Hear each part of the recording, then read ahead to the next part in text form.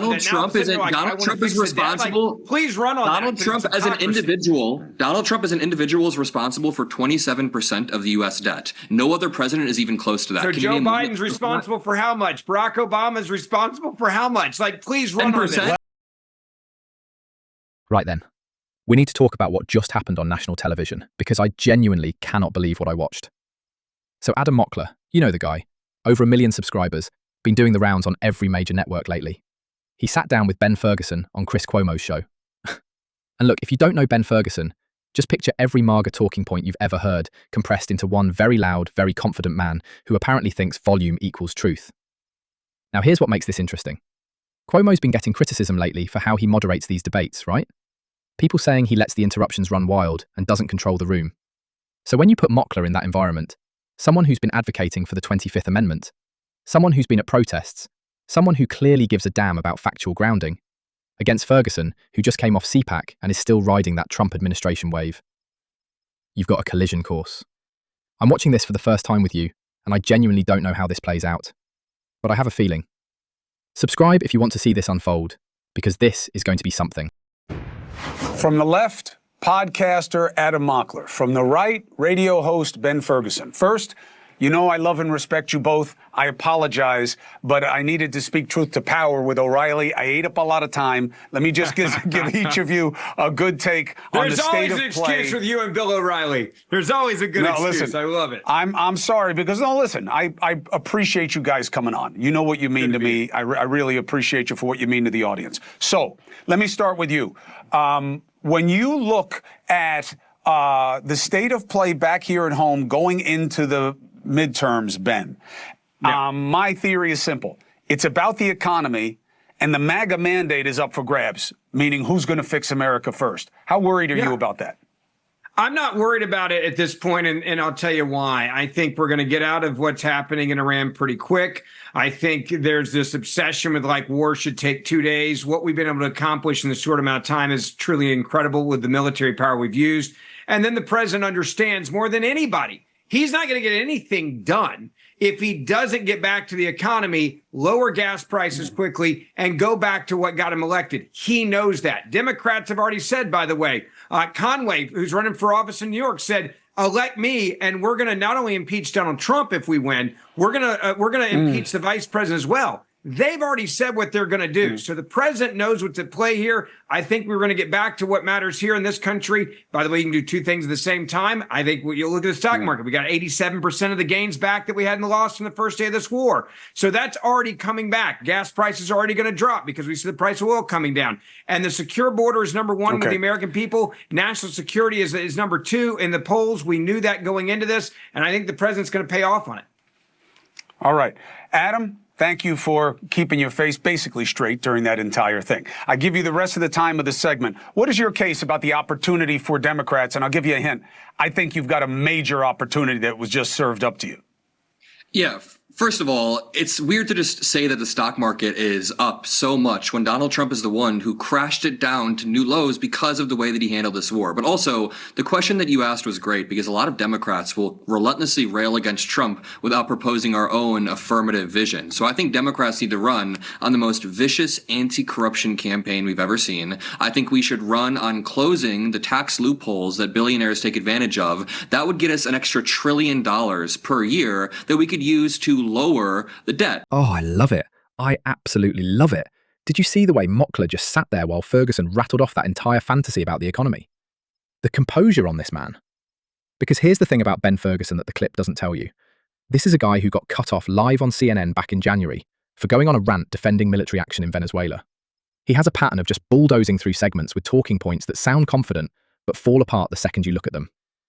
And what did Mockler do? He waited. He let Ferguson finish his little speech about how the stock market got 87% of its gains back, and then just calmly pointed out that Trump crashed it in the first place. That's the move right there. You don't interrupt the nonsense. You let it breathe so everyone can smell it. But here's what gets me. Ferguson's whole argument was, we can do two things at the same time, while defending an administration that allegedly tanked the economy with tariff chaos, and then wants credit for a partial recovery from the damage they caused. That's like setting your house on fire, and then expecting applause because you grabbed a bucket. And Mockler's pivot to the affirmative vision? Brilliant. Because the trap that progressive voices fall into constantly is just being anti-Trump without offering something. He went straight to corruption and tax loopholes and actually quantified it. $1 trillion a year. That's not rhetoric, that's policy. What Ferguson never mentions, and this is crucial, is that the national debt reportedly ballooned under Trump's first term. Tax cuts that disproportionately benefited the wealthy while the deficit exploded. So when MAGA voices lecture anyone about fiscal responsibility, I genuinely want to know where that energy was when the receipts didn't match. The difference in approach here is everything. Ferguson speaks in feelings and vibes, and the president understands, while Mockler speaks in mechanisms and numbers. One of those things survives fact-checking. The other survives Fox News green rooms. Now the question becomes, what does Cuomo do with this? Because moderating a debate means actually moderating it. The deficit. I mean, right now, something that I'm worried about is the growing debt. We pay $1 trillion per year just on the interest of our debt. And Ben Ferguson is laughing, but he's the type of person that's created this debt crisis. You guys never cared about it when you were in charge. You had the House, Senate, and the White House. You guys exploded the national Donald debt. Trump is responsible. Please run on Donald Trump as an individual. Donald Trump as an individual is responsible for 27% of the U.S. debt. No other president is even close to that. So Joe Biden's responsible for how much? Barack Obama's responsible for how much? Like, please run. That's way different than 27%. That's way different than 27%. Trump will be worth so you don't know the number. Wait, you don't know the numbers? You only know the number that you hate Trump over. Got it. 10 to 15%. That's what you guys are running off. Well, hold on. Ben, we all know that Trump has been one of the top spenders in history, and the big reason for it is the same reason for Biden. It was the pandemic. And you can argue that through. Let's do this. Do me a favor. If you guys can make time tomorrow, come back. Let's keep talking affordability because I really want to move the show in that direction. We got to get back home physically and politically. Adam, thank you. Ben, thank you. And again, I apologize to both of you. If you can do it tomorrow, it's on me. And there it is. There's the whole thing laid bare in one messy, chaotic segment that honestly tells you everything about the state of political media right now. Because what did we just witness? We watched Mockler drop a genuinely devastating statistic. 27% of the national debt attributable to one man. One. And Ferguson's response? Well, what about Obama? What about Biden? Without even knowing the numbers. He didn't have them. He admitted he didn't have them. But he threw the question out anyway, hoping it would land like a counterpunch, when it was actually just flailing. And here's where I need to talk about Cuomo, because I've been waiting for this moment. Chris Cuomo has been under scrutiny lately for how he handles these segments, and look, I'm going to be honest with you. This was not his finest hour. The crosstalk in that clip was genuinely difficult to follow. Both voices competing for airtime in the moderator's job. The actual fundamental responsibility of the person sitting in that chair is to create space for coherent discourse. Did that happen? Did it? You had Ferguson literally talking over Mockler's statistics, talking over hard numbers with what amounted to orange man bad mockery. And Cuomo's intervention was, we all know Trump has been one of the top spenders. That's it. That's the moderation. A both sides acknowledgement that lets the interruption strategy win anyway. This is the problem with cable news debates, and I'm genuinely asking you to think about this. When you allow someone to bulldoze through a segment with interruptions and deflections, and then wrap it up with, come back tomorrow, instead of demanding clarity in the moment, who benefits? Because it's not the audience. The audience walks away confused. The audience walks away thinking, maybe both sides have a point, when one side literally could not produce their own figures. The hypocrisy on display here regarding the national debt is something I need to stress, because it reveals a pattern.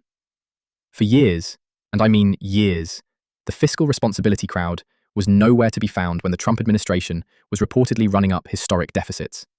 Tax cuts that allegedly didn't pay for themselves, spending that ballooned the debt. Silence. Crickets. But suddenly now, there's concern about debt servicing?